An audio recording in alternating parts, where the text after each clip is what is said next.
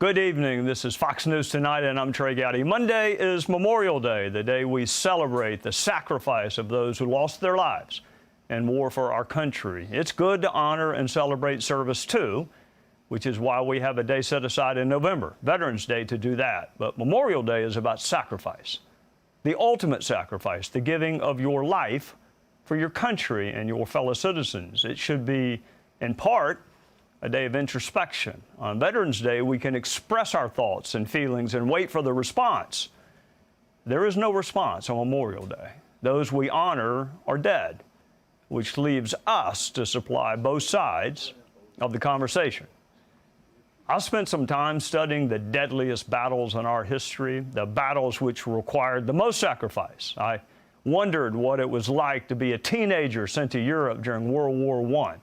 Probably never crossed an ocean before, and for many, they only crossed the ocean once. They're buried somewhere in France or Belgium or England. We sent them to liberate a continent, to liberate other people, and they did what we asked them to do, and it cost them their lives. World War II was a deadly war both in Europe and the Pacific. Our young people were sent to defeat an evil Axis, to liberate a continent, to defend people being victimized by tyrants, and we sent young people to defend our own country after we were attacked at Pearl Harbor.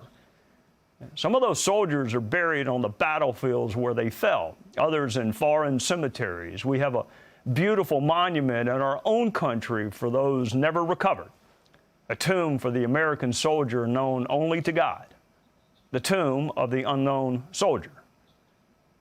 That is who we honor on Memorial Day, which begets the question of what we are honoring. Sacrifice, duty, bravery, all true.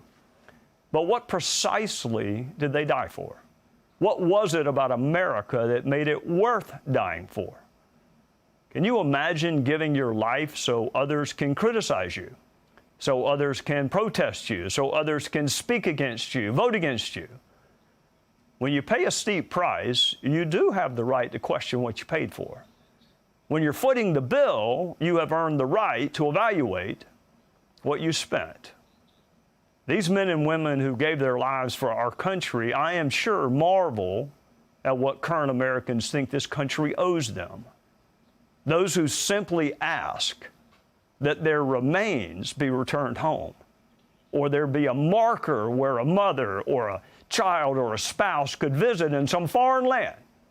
They have earned the right to wonder, to question what this country has become. Or maybe those who never made it to age 21 because this country sent them to fight and die would be a little more animated. Maybe they would ask, did we really die so you could embarrass yourself on Twitter? Did we really not even make it to age 20 so you could propagate misinformation under some nom de plume?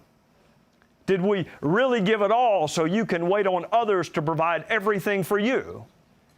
I wonder if they might ask, especially those laying together in some mass grave beside a battlefield, do we really lie together here so you can fight with one another back home? That's the question we should ask ourselves. Have we become a country worthy of the price paid by so many in the wars waged? Is this the America you dreamed of when you fell? Was it worth it? Were we worth it? Are we worth it? One thing you will see if you study the deadliest battles in our history is how many of them happened right here. Americans killing Americans in Civil War. It's a cautionary reminder that we are capable of being our own worst enemy. We are capable of doing what no one else can do, which is defeat ourselves.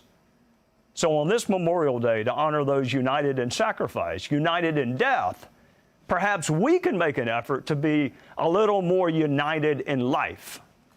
Have all the differences we want to have and debate them with the greatest passion. Just remember, your freedom to express yourself was defended, was secured by someone who likely held the opposite view. And in the process, we can remind ourselves the only people capable of defeating the United States of America would be us. Hey, Sean Hannity here. Hey, click here to subscribe to Fox News YouTube page and catch our hottest interviews and most compelling analysis. You will not get it anywhere else.